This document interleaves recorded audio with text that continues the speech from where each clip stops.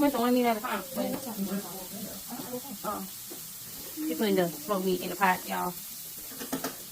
About to rinse them again. You know, if you don't rinse your smoked meat, you're nasty. I said it. Telling you.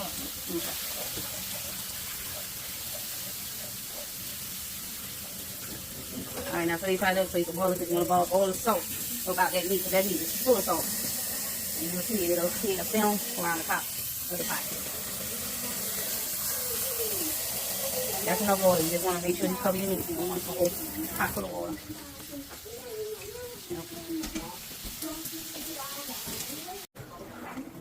Now we're rinsing all the rest of this excess salt off.